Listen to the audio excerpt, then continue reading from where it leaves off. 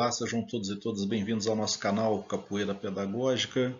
Eu sou o professor Jefferson Nogueira, conhecido na capoeira como Paradinha. Vamos aqui dar continuidade à resenha, né? A resenha de reportagens históricas, Jornal da Tarde de 1982. Essa é a parte 2, né? Que tem como título A Capoeira e a Segurança Nacional. Essa parte é muito legal também, que ela traz alguns detalhes dessa questão da proibição da capoeira, da perseguição da capoeira, do seu envolvimento direto com os órgãos de segurança pública. Vamos em frente. Capoeira, segurança nacional. Olha que ponto a capoeira chegou, minha gente. A capoeira não bastasse ter sido perseguido nas senzalas, nas suas práticas, nas suas manifestações culturais, a capoeira também foi tratada como um assunto de segurança nacional, como se fosse hoje uma ameaça terrorista, como se fosse hoje um narcotráfico, digamos assim, né? Houve vários conflitos entre os capoeiras e as autoridades ao ponto do assunto ser discutido como segurança nacional nos últimos dias do Império e nos primeiros da República. Estamos falando aqui, para situar historicamente, a proclamação da República se deu no dia 15 de novembro de 1889. Então nós estamos falando aqui do final de 1889, início de 1890. 1889, aquilo que os historiadores chamam, que nós historiadores chamamos de primeiro golpe militar do Brasil, que foi a chegada ao poder de dois marechais, Floriano Peixoto e Deodoro da Fonseca. Os conflitos quase obrigaram o Marechal Deodoro da Fonseca a destituir seu gabinete, sendo o estupim o temido capoeira Juca Reis, José Elísio Reis. Mas não era um capoeira qualquer não. José Elísio Reis era filho do primeiro conde de São Salvador do Matozinhos. Então não era um capoeirista de rua, era um capoeirista que tinha uma linhagem nobre, né? Ele desafiou a autoridade de Joaquim Sampaio Ferraz, primeiro chefe de polícia da República, algo como se fosse assim um mega ministro da Justiça, uma mega autoridade, a autoridade máxima policial da época, naquela recém-criada República.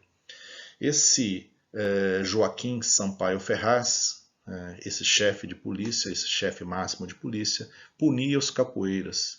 E o caso chegou na sessão de conselho de ministros, olha só.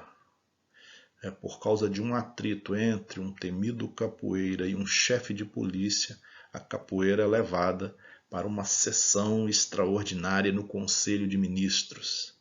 Na Bahia, o chefe de polícia Pedro de Azevedo Gordilho, o Pedrito, ficou famoso por perseguir o candomblé e os capoeiras. Então, todas as manifestações culturais afro sempre sofreram perseguições. Nós vimos isso no livro do mestre Nestor Capoeira, né?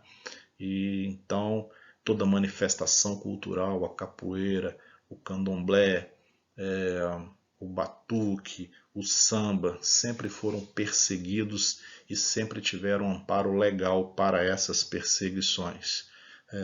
Se perguntar-me se isso cessou em pleno século XXI, em pleno 2020, eu vou dizer para vocês que não.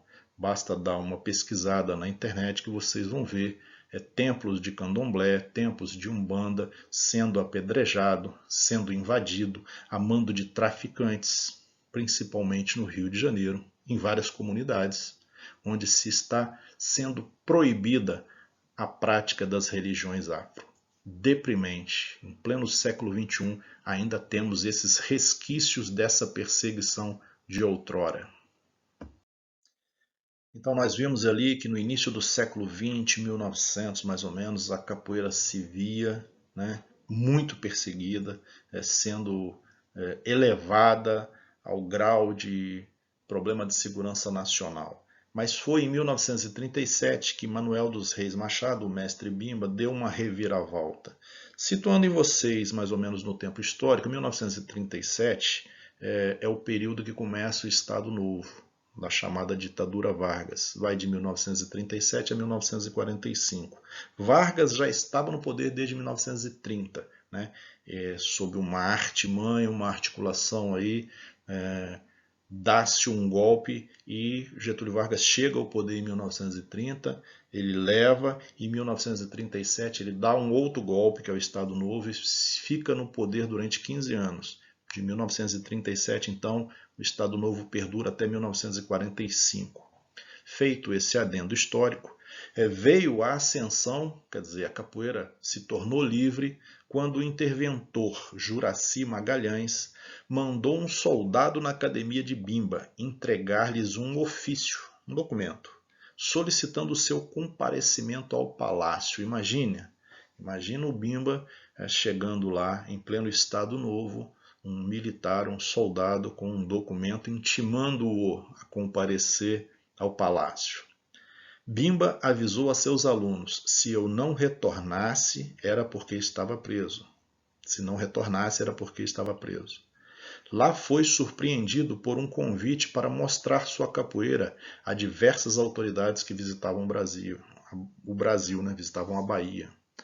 De perseguida, a capoeira ganhou os colégios, as praças e hoje é tida como uma das mais fortes manifestações da cultura afro-brasileira. Então olha como que a capoeira ela vai e vem.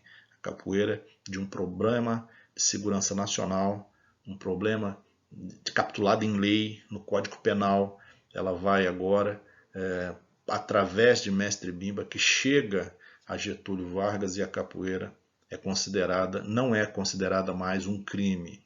Ela começa agora uma nova fase, uma nova transição. Quem quiser mais detalhe, vá lá nas resenhas do mestre Nestor Capoeira, que ele detalha muito bem isso. A reportagem ela é interessante porque ela traz algumas curiosidades acerca dos mestres, traz a história dos mestres, a história privada de alguns mestres, né? Ela faz uma retrospectiva histórica, fala da proibição que nós acabamos de ver, fala da liberação em 1937 e ela também fala agora dos instrumentos. Então é uma reportagem bem completa. Então vamos ver o que ele fala da roda e do berimbau. É o berimbau quem dita o jogo, e a música envolvente que sai dos vários toques seduz os presentes. Mas quem puxa a ladainha é o mestre, que funciona como solista. Para quem não é capoeirista, o que é a ladainha? A ladainha é aquele cântico do início de uma roda, é mais característico da capoeira Angola. A ladainha ela tem umas divisões, que nós não vamos entrar aqui em detalhe, mas ela, durante a ladainha, não se pode julgar. Todos ficam de cabeça baixa, prestando atenção na mensagem que a ladainha vai passar. Sigamos.